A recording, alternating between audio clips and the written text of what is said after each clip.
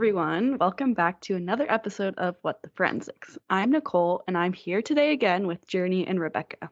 In today's episode, we're going to delve deep into the life and story of Canadian serial killer Robert Pickton, who's also known as the Pig Farmer Killer, as well as a relatively new science called Geographic Profiling. As per usual, we just want to say that listener discretion is advised, as there will be conversations about murder, dismemberment, and graphic details. So, Journey, do you want to tell us a little bit about Robert Pickton? I know you've done some projects on him. Yes, I am very excited to share with you the life history of Robert Pickton. So, Robert Pickton was actually the biggest case in Canadian history. The size of the crime scene was just massive. There was so many investigators, and the amount of money that they spent on the investigation was incredible, as well as the number of victims that he had.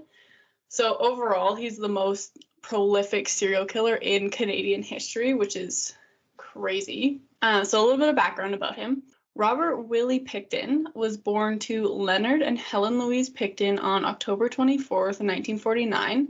He was born with an umbilical cord wrapped around his neck. And I was reading in one of my psychology textbooks that when babies are born with birth complications, it increases their likelihood to be aggressive and have a more nefarious life, I guess is the best way to put that. So it's kind of the beginning of his tumultuous lifestyle. He's the second of three children. He has an older sister, Linda, and a younger brother, Dave. Willie didn't spend much time growing up with Linda because she moved out as soon as possible because their family situation wasn't great. And so he developed a very weird relationship with his brother Dave, where he kind of treated him as a father. Yeah, it was weird. So they were born on a pig farm in Dawes Hill, British Columbia. And then in 1963, the family actually moved their pig farm to 953 Dominion Avenue in Port Coquitlam, British Columbia. And I believe that it's still owned by the siblings or by the family, even though it's just an empty plot of land in the middle of the city. And I actually had the chance to go see it this summer, which was very cool, even though there was nothing there. So a little bit more about his family. They didn't believe in cleaning or personal hygiene, which is not what you want when you live on a pig farm. His mom would let animals roam around the house, like just come in whenever they wanted, and she didn't clean up after them, which is absolutely disgusting. And so the kids always smelled like pigs, and they had to do chores before they went to school, so that did not make them very popular with the other children. And so Willie struggled in school because he was shy, he smelled horrible, had a squeaky voice, and had a speech problem. And so as a result, he dropped out of school at 14 years old. He wasn't illiterate or stupid, he just needed extra time to kind of read and write things, so he just took a little bit longer to process things. And so when he dropped out at 14, his mom was very excited because then he could come help out at the farm and specifically help out with slaughtering the pigs, which, ironically, he did not enjoy. And so eventually, Willie got an apprenticeship as a meat cutter, which was beneficial because their family operated a butcher business, which he took over when his father passed away in January of 1978. And so even though he was a meat cutter, his true passion was cars and mechanics. And so he would often go to car auctions and buy old cars to fix up and sell parts. And him and his brother Dave actually started stealing cars and operating a chop shop. Dave is not a good person. He's heavily affiliated with Hell's Angels. Okay, so his mom died in April 1979. And in her will, she made it so that Willie couldn't leave the farm until he was 40 if he wanted to receive his inheritance.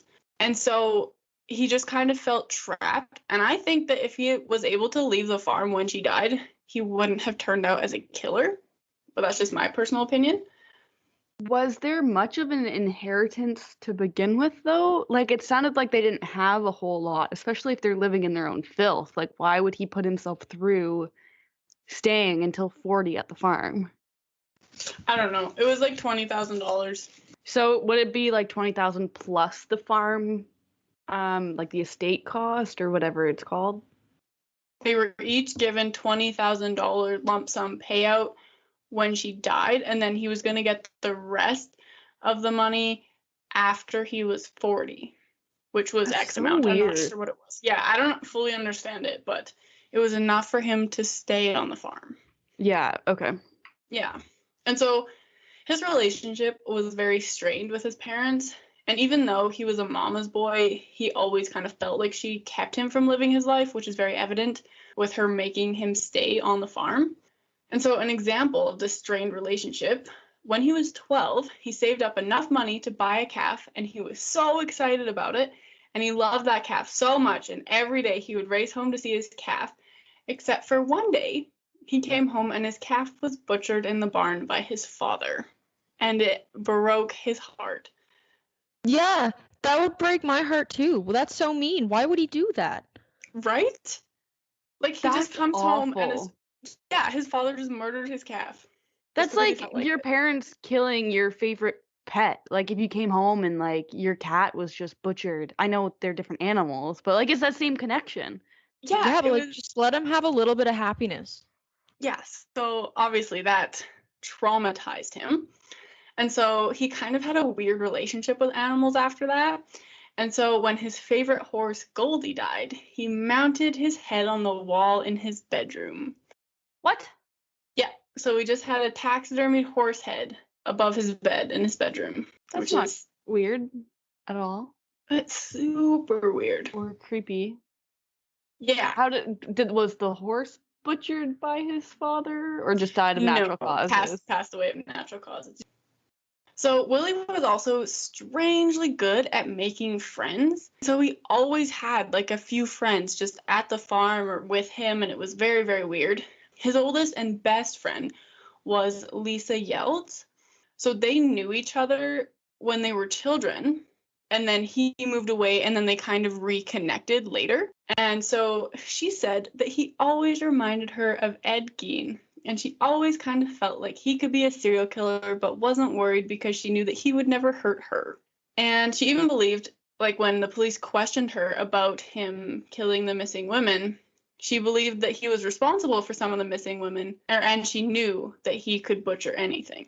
So it's kind of chilling to know that she knew and suspected for so long and did nothing about it. It's kind of chilling in the fact that she still stayed friends with him even though she had these suspicions. Yeah, she just was completely unfazed because she knew that he would never hurt her, because he's extremely loyal to who he trusts. Yeah. But that's just a weird mindset. Like, oh, he wouldn't kill me, so whatever, it's fine. He may kill other people, but no biggie. And she's like, I can't come forward because who's going to believe that he's a serial killer? Oh my gosh. So in the early 1980s, Robert Pickton started cruising the downtown east side of Vancouver on his way back from his trips to the West Coast reduction plant. And so that's where he took all the leftover pig remains on a regular basis. It was a rendering plant where you could just get rid of like that biohazardous material. And so this is also how we suspect that he got rid of so many of his human remains, because he was so well known at the rendering plant that no one inspected his barrels or questioned him being there. So he could just drive in and dump barrels full of human remains and no one would be the wiser. And then on his way home, he would drive through the downtown east side, which if you don't know, that's where a lot of the homeless people and prostitutes were, and then pick up women. That's very frightening.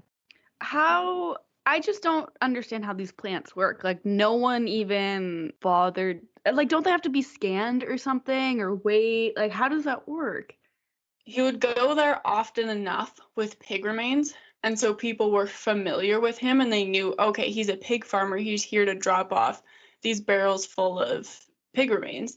And so they wouldn't even question it because he was such a regular. And so even if they did look in the barrels, it's just goo. Like, you wouldn't be able to tell a pig intestine from a human intestine just by like looking at it, you know? That's so creepy. I don't like that.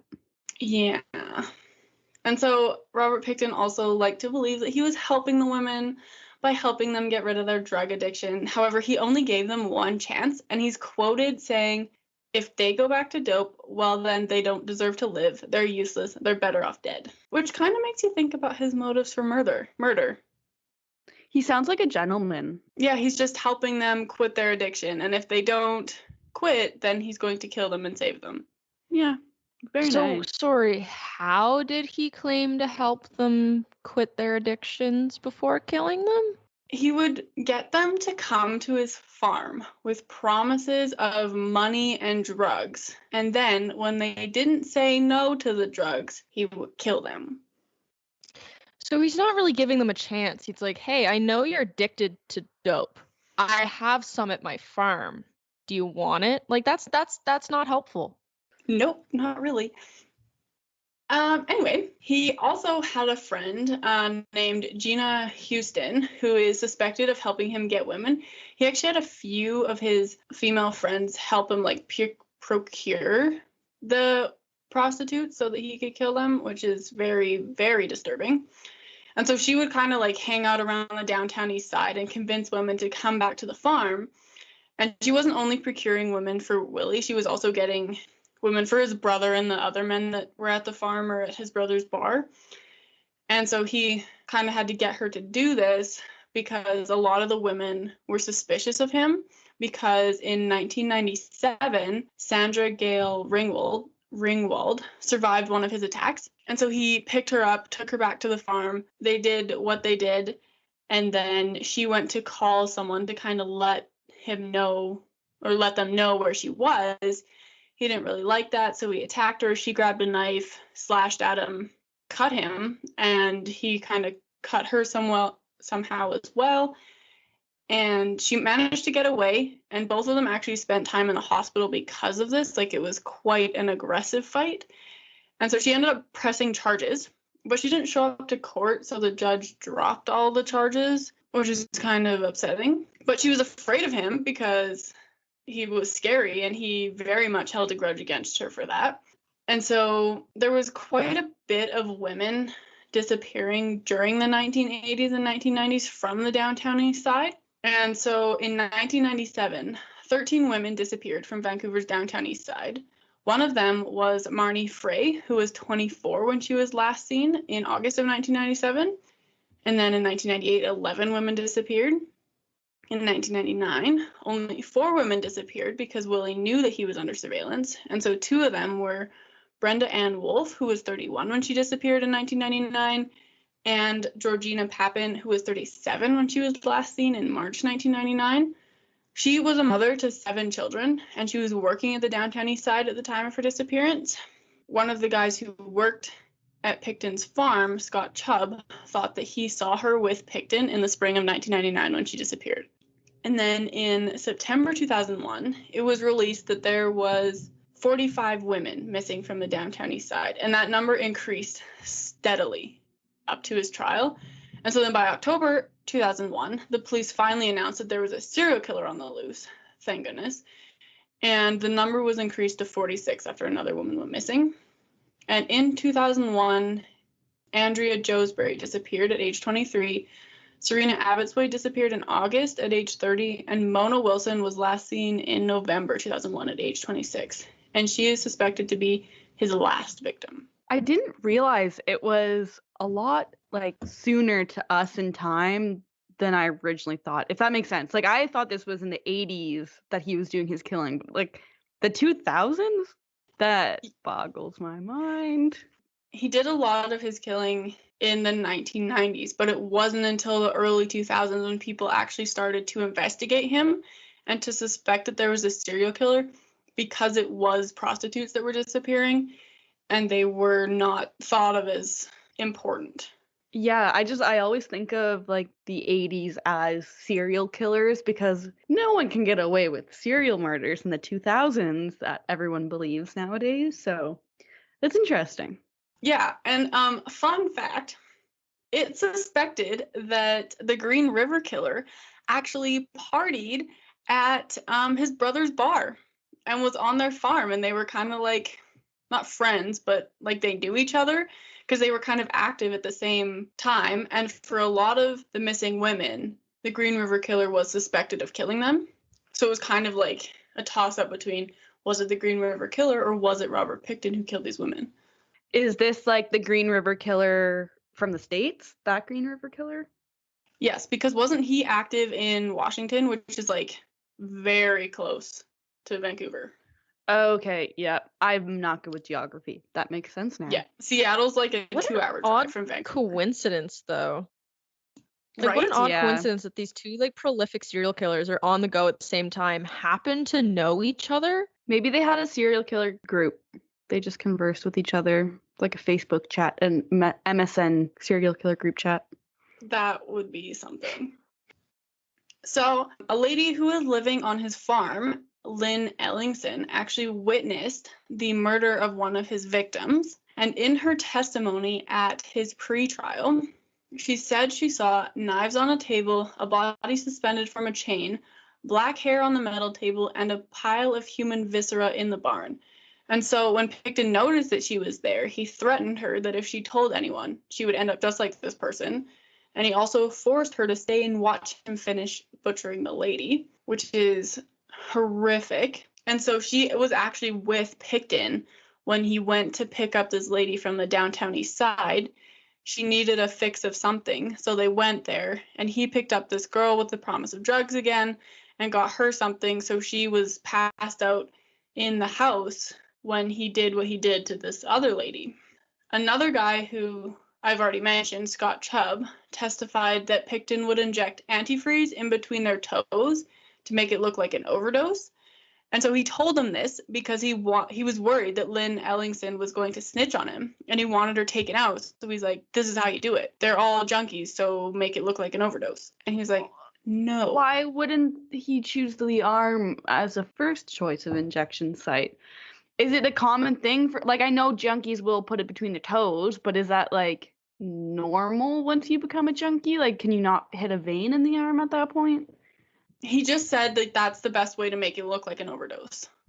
Okay. So, fair enough. Yeah. I And just can't get over the whole, hey, you just witnessed me murder a woman. Don't tell anyone or I'll kill you too. But please stay and watch the rest of it so you have more against me. Yeah, he did that so that she wouldn't run away and tell people. He kind of like did that so he could always keep an eye on her and be like, hey, you can't go anywhere. You have to stay here. So Scott Chubb was actually the first person to kind of figure out that Willie was the person killing these women. And he told his brother Dave in January or February of 1999 to, quote, get Willie off the street to stop the murdering, end quote. And he also spent a lot of time on the farm. And he said, like, between the amount of women's clothes, purses, jewelry, the guns on the farm, and Willie's skills as a butcher, it just made sense, especially with all the women coming in and not leaving. So he was very convinced. And he took this to his gang-related brother and not the police. Yes, because he figured Dave could talk to Willie and be like, hey. Dave was probably stop. like, cool, I've got a cool brother if he's in some gang crap. He just ignored it, essentially. He was like, that's ridiculous. My brother wouldn't do Crazy. that. Yeah. It's bro code, so he can't talk about it. Exactly. And so another guy who was actually pretty close with Picton, he was so close that Picton told him how he would kill the women.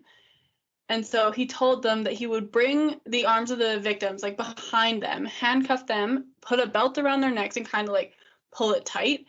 And then he also said that he would strangle them with a piano wire fashioned into a garrote. And he was given like a demonstration by Picton, not on a real person, but he just kind of like acted it out how he killed the women. And so the guy, Andrew Bellwood, is quoted saying, I remember him telling me that he'd hang them in the barn and bleed them and gut them. Whatever the pigs didn't eat, he'd throw in the barrel. Not a pretty sight. And so then after telling Bellwood this and showing him how he would do it, he got another one of his friends to beat him up because he knew that he made a mistake by telling him and he needed to scare him so he wouldn't tell anyone else. And so now I'm going... This guy's a doozy. Yes. Okay, so what he told Bellwood is actually how he would kill the women. So Picton butchered his victims the exact same way that he butchered his pigs. So he would string them up by a hook through their ankle, kind of near their Achilles tendon. He would slit their throats, shoot them in the head, and then put them in hot water to kind of strip them of hair. And then he would gut them. He would put the entrails into a pail that would then go to the rendering plant. And interestingly, he was never seen killing a pig during the day, and he only butchered at night, which is very weird. I almost threw up hearing that. So he would like not even wrap a rope around their ankles and attach the hook to the rope. It went straight through their heels. Yes. That's horrific. Horrific. Like I've heard some bad cases and like I can read cases and be like, yeah, that's pretty effed up, but who thinks to do that? Well, that's just how you butcher a pig. That's the way he knew how to butcher.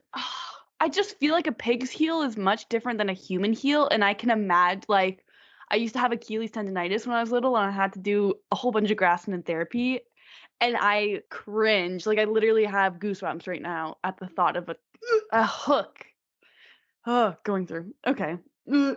Yeah, no, it's not pleasant at all.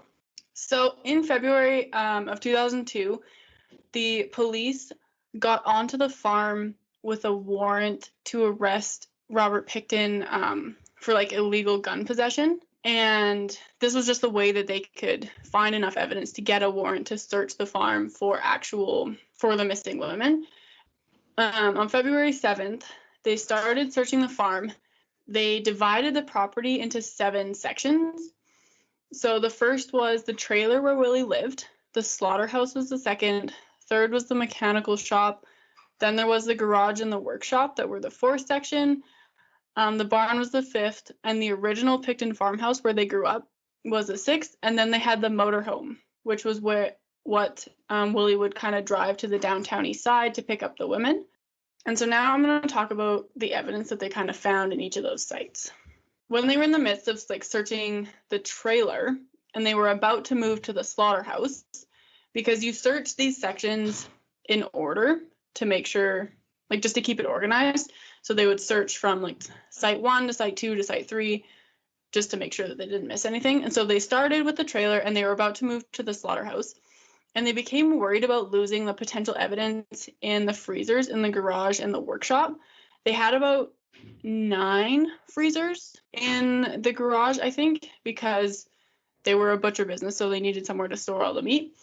And so they interrupted their system and they started searching the workshop next, and they found frozen heads in 5-gallon pails. Human heads. Yes. Not pig heads, but human heads. Human heads. And so in the buckets with the heads, there was also hands and feet of the women. And so the skulls were cut in half with the hands placed in one half of their head and their feet in the other. And so one set of remains that was found in the buckets belonged to Andrea Joesbury. Her hands were in good enough condition that they were actually able to lift fingerprints from them and identify her. And so she had been shot in the back of the head before being dismembered, and that was her cause of death. And investigators also found her DNA on clothes and a pillow cover in his bedroom and in a garbage bag outside of the slaughterhouse. The second bucket contained the remains of Serena Abbotsway. So she was also shot in the back of the head. They found her they found her duffel bag, multiple inhalers, her Bible, a pair of running shoes, a pair of heels, and 3 books in many different sites in the farm. And there was also a giant cistern behind the slaughterhouse where they found a piece of mandible, which is your lower jawbone, that belonged to Brenda Wolfe. And they also found her leather jacket, 2 lipsticks, a green duffel bag that had a handcuff key, 2 handguns, and jewelry in it. And so it was this discovery that really highlighted the importance of searching every single nook and cranny, because there was no telling where remains were going to be found. And then when the investigators were searching the slaughterhouse, they found 50 small bones that ended up being the hand bones of Georgina Papin behind a platform. And they also found a green toothbrush, a friendship bracelet, a small knotted rope, a shell casing, and another bone that belonged to her in that area. And then in a different area where they found Marnie Frey's remains, they found Georgina Papin's scaphoid, which is her wrist bone, one of her wrist bones. And so anthropology students found fragments of Marnie Frey's jawbone and teeth when they were sifting through one of the many bone pits on the farm. And these were pits of like pig bone and other animal bones, not just human bones. And so they found one more pail of human remains in the slaughterhouse that belonged to Mona Wilson. She had also been killed by being shot on the back of the head, and her hands and feet were placed with her skull, the same way as Serena Abbotsway and Andrea Joesbury. And so the other evidence that was linked to Mona Wilson is a .22 revolver with a dildo on the end that had her and Picton's DNA on it, but is by far the most disturbing piece of evidence that they found, in my opinion. They also found a blood-stained orange cushion and foam mattress that had semen and hair on it in the motorhome that belonged to Mona Wilson and Robert Pickton. They found a silver mesh hose with blood on it as well in the motorhome. And he actually admitted to killing her along with 3 others who he didn't name during his interrogation with the police. Actually, no, this is the most disturbing piece of evidence that they found. In July of 2002, there were garbage bags filled with ground meat found in the garage and workshop that was found to contain DNA of 2 missing women. Unfortunately, Picton was not convicted of their murders. I have no idea why. What?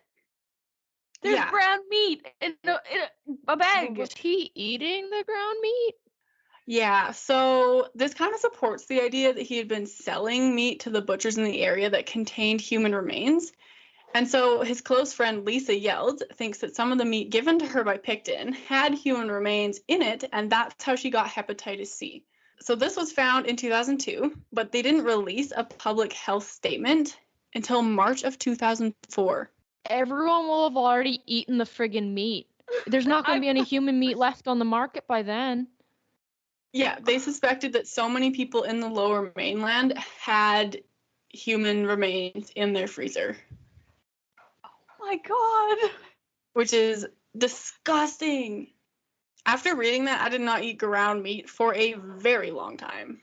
Oh my, I don't know, that is worse than like Dahmer eating it himself. So, and he sold it. People paid to eat human. It was like mixed with the pig meat. There's no real like concrete evidence that this happened. It's just everyone thinks that it did. And the ground meat in the freezer kind of supports that. And so anyway, while they were searching his farm, there was a cell plant in with Picton when he was at the jail. And so Picton admitted to killing 49 women and said that once he reached 50, he would have stopped for a while before killing 25 more to make it an even 75. And he told that to the cell plant. And if you want to see a video of him confessing that, look up Robert Pickton's cell plant on YouTube and you can watch, I think it's just a 4-minute video of him talking to the cell plant and confessing to these murders. We'll put it in our source list on our website too if anyone wants to find it that way. It's less creepy than you would think. And then during another one of his interrogations with a detective, he told them where to find more bones. And when they dug them up, they were actually ostrich bones. And he was so pleased with himself that he kind of like took them on a wild goose chase. And he was also upset that he had gotten caught. And he kept saying that he had gotten sloppy and that's why he had gotten caught and that he'd just messed up. And he was very distraught. But also, I wouldn't be bragging about killing 49 women if I was that distraught. So 4 years before the trial took place, there was a preliminary inquiry. And at this preliminary inquiry, Willie started off being charged with 15 counts of first-degree murder. And by the time the inquiry was over, he was being charged with 22 counts of first-degree murder. And so this took place so long before the trial because there was over 350,000 DNA swabs that needed to be analyzed. And by the end of the trial, there was 1.25 million pages of documents, which is why it was the biggest case in Canadian history. That's wild. How do you process 1 million files? How many people do you need to process that many files? They had so many people working on it, and they had such a rigorous system. Well, they had to because they had so many pieces of evidence, and they had to be very meticulous because they knew if they messed up, this case would get thrown out, and they could not afford to mess up. So after his preliminary inquiry and the pretrial that took place, it was 2006, and he was being charged with 26 counts of murder. they found DNA or the remains of 26 women on his farm. Unfortunately, the judge decided to remove 20 of those charges because the trial would take too long, and they had direct evidence for 6 women. That's so unfair to the other victims and their families. Right? So the 6 women that he was charged with murdering are Serena Abbotsway, Mona Wilson, Andrea Josbury, Georgina Papin, Brenda Wolfe, and Marnie Frey. So the trial started on January 22nd, 2007. It took 11 months with only those 6 women. So can you imagine how long it would have taken if there was 26 women? The jury was instructed for 3 days, and they left the courtroom to deliberate on November 30th, 2007, and they came back on December 9th with a verdict.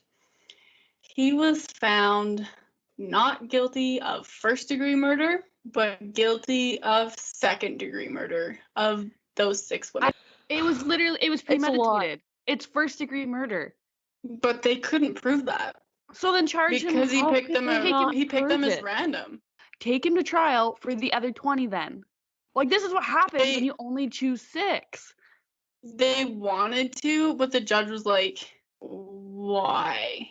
Screw this judge. Screw this And judge. also, I can understand, like, if he, I'm not saying he should have killed anyone, but like if he was being charged with one murder and we only knew about one, I could understand it going from first degree to second degree because, oh, it was one. Maybe he was just still really messed up, but he randomly chose 49 different women, but in this case, 6 different women.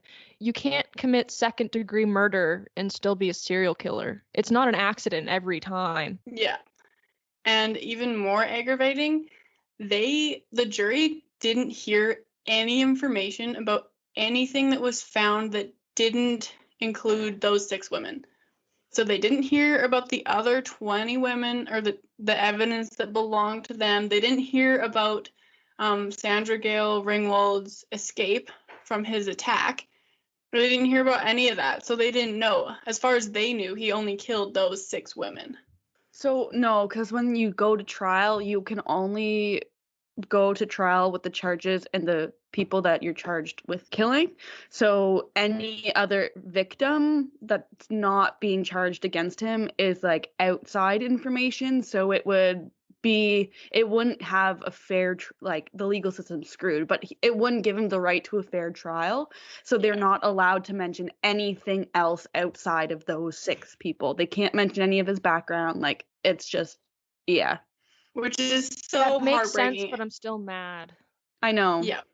And so the reason that he got away with it for so long, I kind of already talked about, was because he was targeting prostitutes, and the police officers didn't care because it meant less prostitutes on the street, and they refused to admit that there was a serial killer on the loose. And so many women went missing during the time that Robert Pickton was killing, and there was nothing that was ever done about it. I think the final number of women that went missing was in the 70s during the time that he was active, which is absolutely ridiculous. The Vancouver police really dropped the ball, like incredibly dropped the ball. It was just absolutely aggravating.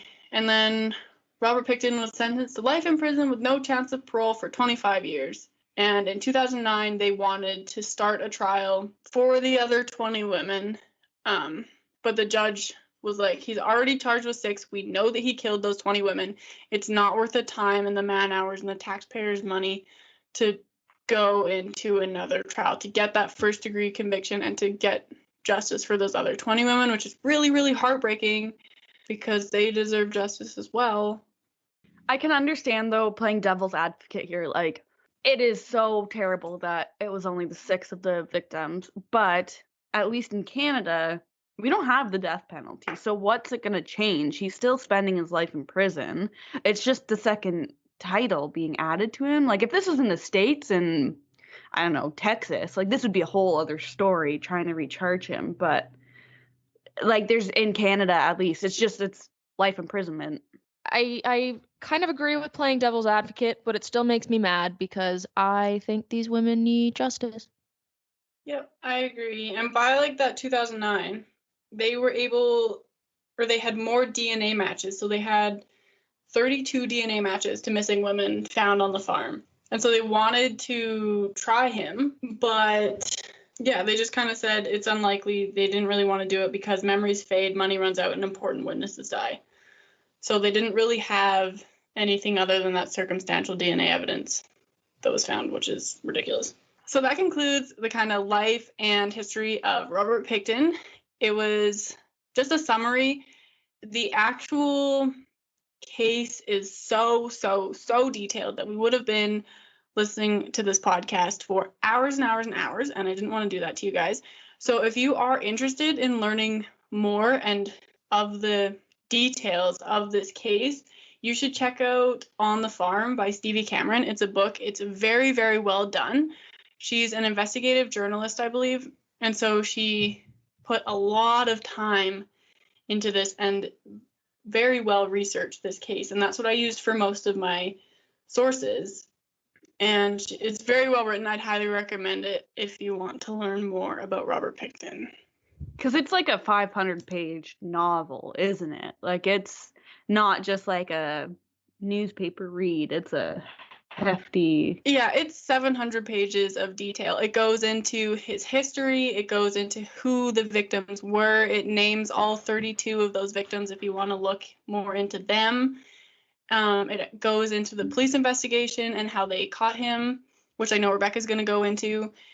And yeah, it's very, very, very interesting and well written. I'd highly recommend it. Amazing. Well, we're going to put, I guess, the citing of that book. I don't know. We'll include it in our source list. You can always just re-listen to that section, look it up. But as Journey mentioned, Rebecca is going to talk a little bit more about the investigation portion and how he was caught, right? Yeah. Like what led to his capture.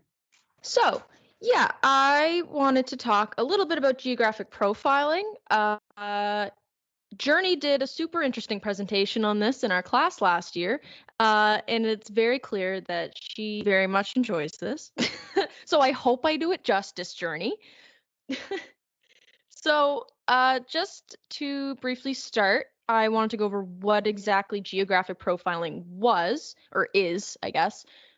Geographic profiling is based on research from the field of environmental criminology. And what environmental criminology is just basically figuring out how the environment influences crime and crime rates. So environmental crim is interested in the interaction between people, their surroundings, and crime, such as how the environment influences the crimes, and as well as views crime as a product of offenders and their setting, as opposed to something such as offenders and their psyche or their mental health. So the reason this is important is because the main environmental criminology theories. So now that we know that environmental criminology is what geographic profiling is based on, the actual definition of it, geographic profiling, is that it is a spatial analysis technique that analyzes the known locations of incidents which are geographically connected to an unknown base of operations to determine where that base is most likely located. So essentially saying, using the locations that victims are found, they kind of superimpose points on a map that suggest where the criminal might be presiding or might be based out of. So to construct the method for determining the most probable area of the offender's residence, they do this from looking at the location of the crimes, as I just said. So because they're focusing on location of the crime more than what motivates the offender, they needed to make a algorithm that could put together all the points and make a systematic map of hotspots. So because they needed an algorithm to make geographic profiling more scientific, that is where the supposed father of geographic profiling came in, whose name was Kim Rosmo. So Kim Rosmo was the first person who introduced the scientific and forensic worlds to the practical application of geographic profiling in criminal investigations, as before this, it was used for purposes such as epidemiology, where it was used to locate origins of infectious diseases like the cholera outbreak. So the father of geographic profiling, Kim Rosmo, created an algorithm to help us make these geographic maps. So at the time he was creating this for crime, it was at a time in history that there was an increase in serial crimes. So that's why geographic profiling was so beneficial at the time, because the serial crimes gave us a big map of victims that we could superimpose to find the true offender. So it was used in investigations in the early 1980s, and then from there turned into an information management strategy for serial violent crime investigations. So to do this, Kim Rosmo came up with a pretty complicated formula to quantify the data of all the locations of the crimes, and he developed this algorithm into a computer system called Rigel. So in Rigel, data points where the crimes have been committed are entered onto a map of the city, and then it applies the algorithm to 40,000 tiny squares on the grid map to calculate a hit score. What this hit score is the probability that the square on the map is the suspect's anchor point or home base. So an anchor point is basically just a place of importance to the suspect. So it could be their home, it could be a friend's house, it could be a bar, or in situations such as if the individual is homeless, it could even be a constantly moving anchor point, which would make it more difficult for the investigation. So the hit score, once it finds the probability of which square the anchor point may be, it makes a calculation for each score and provides a very colorful graphic over the map to show where the supposed hotspots might be. I have an example of what one of these maps would look like under the sources on our website if you wanted to check that out. But basically, anywhere red on the map indicates a hot zone, which is where the highest probability the offender would reside. Following that would be yellow, and then of the least urgency would be green. So as it works with a lot of technologies and algorithms, the more data points that Rigel has to work with, obviously the more accurate that it's going to be. So the next question, I guess, would be, how exactly does Rigel do what it does? How does this algorithm calculate the journey to crime? And the journey to crime is a measurement of the distance between the anchor point, as we discussed earlier, and the location of the offense. So if the anchor point was the offender's house, it would just be how far Picton's farm was from each of the victim's locations. So how does Rigel come up with the journey to crime? It applies the nearness or least effort principle to this journey of crime. This least effort principle is when there's multiple choices of equal desirability, the one that requires the least amount of effort or is closest to the chosen. So basically, killers are going to be lazy and choose somewhere that's kind of close to them because they don't want to have to drag a body all over God's creation. So to properly use this least effort principle, we need to understand what quantifies closeness or distance, because as we just said, humans are lazy. We don't necessarily want to take the most difficult path to do something. So in order to find the most likely journey to crime, Rigel looks at 5 characteristics to determine the easiest path to and from the crime scene and to the offender's anchor point. So these 5 characteristics that Rigel is analyzing are the relative attractiveness of origins and destinations, the number and type of barrier separating points. So are there highways, are there buildings, parks, forests that are getting in the way of their location? The third is the familiarity they have with the route. So how often are they traveling this? The fourth would be the actual physical distance between the scene of the crime and the anchor point. So is it 5 kilometers? Is it 500 kilometers? That's going to make a big difference. And finally, the attractiveness of the routes. So is the route hidden? Is it going through a remote path in the forest? Is it easy to travel? Is there a lot of light? Is it shadowed? There's a lot of things that go into the attractiveness of a potential route. So besides least effort principles, Rigel also considers buffer zones, which are sort of the opposite of the least effort principle zones. So buffer zones are areas around the individual's anchor point where they will likely not commit crimes because they fear that in these buffer zones, the crimes will be linked back to them.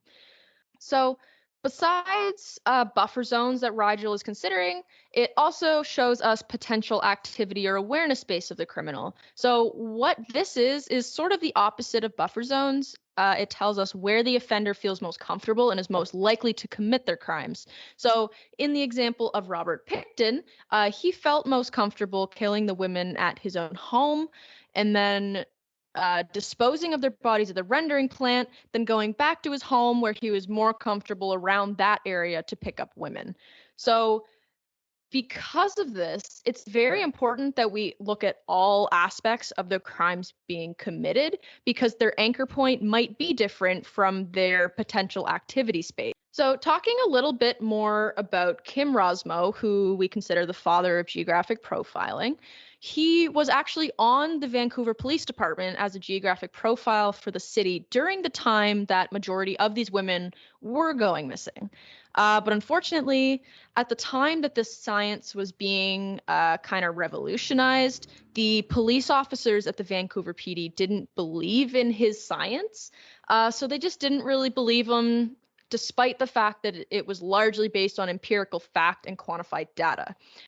So the police officers were just too adamant that geographic profiling was too subjective. They couldn't do it. There was no room for it in law enforcement. So that's a bummer because it definitely could have helped out. So as more and more women on the downtown east side of Vancouver were disappearing, Kim Rosmo was actually the first person to suggest that they might have had a serial killer in Vancouver. Despite this hypothesis of a serial killer, which we did later find out to be very accurate, the rest of the police officers didn't really want to investigate it at the time because, as Journey had said, most of the women didn't have a very high social standing. They were addicted to drugs or they were prostitutes. So the police just didn't really see a major purpose for investigating it, which is quite sad. So Rosmo did try to do a little bit of geographic profiling himself on the missing women, but it was quite difficult for him to do because none of the bodies were found. So instead of putting the location of the victims' bodies into Rigel, he instead used where they were disappearing from for his point of reference. So he used where they were disappearing from to find the suspected killer's activity or awareness space. So from the geographic profile he made from this, he was able to learn that the downtown east side was the area that the killer felt most comfortable picking up his victims. The case was interesting because Picton essentially had two activity spaces, as we mentioned before. The first was where he picked up his victims, which was the downtown east side, which we considered as hunting ground. But the second, where he felt most comfortable, was on his farm, his home, which is where he killed the women. In December of 2000, after Rosmo had suggested that there was a serial killer on the loose, after he had suggested geographic profiling would be helpful, his contract for geographic profiling was not renewed by the Vancouver police in December of 2000. So at this time, he ended up having to leave the police department. Despite this, and despite the help he could have had to the police department, he wasn't terribly upset about it, as he was invited all over the world because of this to train and teach people about geographic profiling, this new science that he was kind of innovating. So, as we know, Kim Rosmo had to leave the Vancouver PD because his contract wasn't renewed. None of the police believed there was a serial killer on the loose, didn't believe geographic profiling would help. However, it came to light that Kim Rosmo's profile was actually pretty impactful. It was actually pretty accurate to where Robert Pickton was committing his crimes. I think it's very disappointing that they didn't consider the use of this at the time. I can definitely see where they were coming from, because we look at things like bite mark analysis, which they did put a lot of faith into when it first came out, and now we're realizing that maybe that wasn't the best idea. I definitely think geographic profiling is something that could have been used more effectively and resulted in less wrongful convictions than other junk sciences that are out there, but that's just my opinion. No, I agree completely. I think if they had actually used it, then he would have been caught quite a bit sooner. And a lot of those women would still be alive. And I know that there's a lot of people who share that opinion. Yeah, it's very disappointing for sure. Just to show the kind of impact that investigators believe geographic profiling can have in an investigation process, researchers have been building geographic profiles for several unsolved historical crimes in hopes of getting new aspects, new information about them. So some of the geographic profiles they've created were for Jack the Ripper, the Austin axe murderer, the Zodiac killer, and the Sacramento East Area rapist. So by using geographic profiles for cases like this, along with the advancements in DNA technology that we've been seeing, some of the cases that are being reinvestigated, geographic profiles have hopes that this could be a very important part in the prioritization process and could possibly help us solve some of these very historical cold cases. Going back to Kim Rosmo for a second and the software that he had put together, when he was still working with the Vancouver Police Department and he did put together this geographic profile of who we now know as Robert Pickton, but at the time was unknown, he had actually with that also put together a list of potential suspects as well as where the crimes may have happened. So this could have been really helpful along with the police tips this could have been really helpful along with the tips that police were getting that Robert Pickton specifically was named as having picked up prostitutes and bringing them back to his home, and they weren't coming out of his home. Somehow that didn't matter to the police. But it was after Kim Rosmo had left the Vancouver PD and after police kind of cracked down and realized, okay, you know what? This probably is a serial killer. This is really suspicious. So it was only after Abbott's Way had disappeared in 2001 that this task force was open to investigate these killings. So that's really my spiel on geographic profiling and how it impacted Robert Pickton's case. But as I mentioned earlier, geographic profiling before being used in criminal investigations was used for other stuff such as epidemiology. So I just wanted to share a fun epidemiology fact about geographic profiling. It was used to locate the origins of the cholera outbreak in 1854, and the outbreak had happened in Soho, London.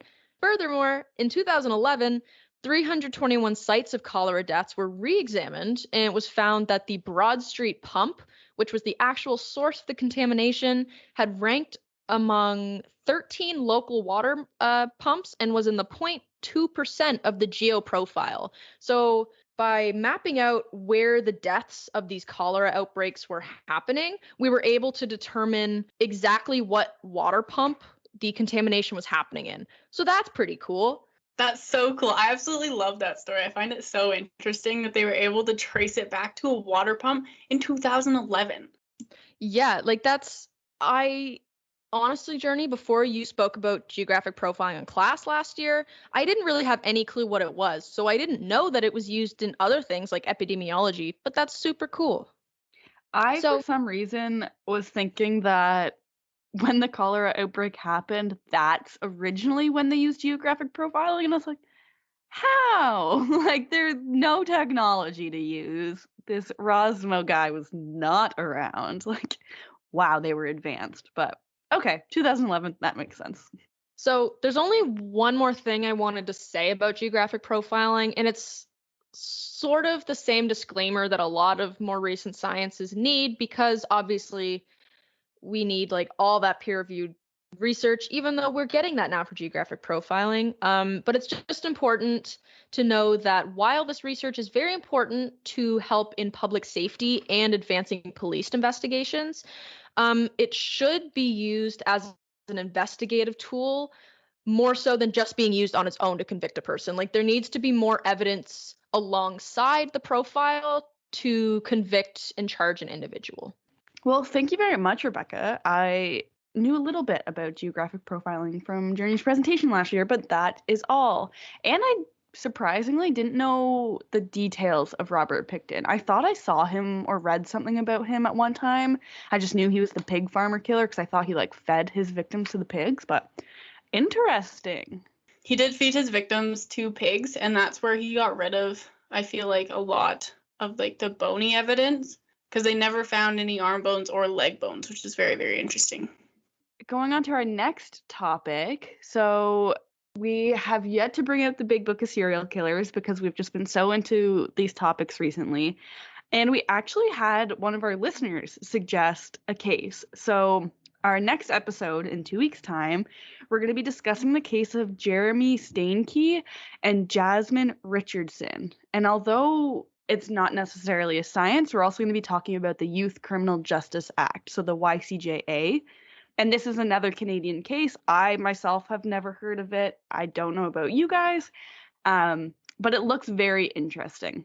I haven't personally heard about it either, so I'm very excited to learn about it. Mm-hmm. Yeah, I haven't heard anything about it, but I know that I had a class about the Youth Criminal Justice Act, so I'm very interested to see how that played a part in this case. Yeah, same. Well, Journey, before we go, where can people find us for our typical outro spiel? People can find us on Instagram, YouTube, and Facebook at What the Forensics. Our Twitter is WTForensicsPC, and our website is whattheforensics.ca, where we post all of our episodes and sources and pictures and anything else that we find interesting. We also have an email, which is whattheforensics@gmail.com, if you want to send us any comments or questions or suggestions for upcoming episodes. Thank you. And before we go, I have a joke for you guys. Yay. I don't know if I've said this one before, though, but it's still very good. So did you know that there's a new epidemic among forensic doctors? Is there? No. Yeah, they call it the coroner virus. That's fantastic. Well, that was my awful joke of the week, and hopefully we will have some better ones next time. So this has been another fun and informative episode about serial killers and forensics, and we hope you enjoyed it, and we will see you next time.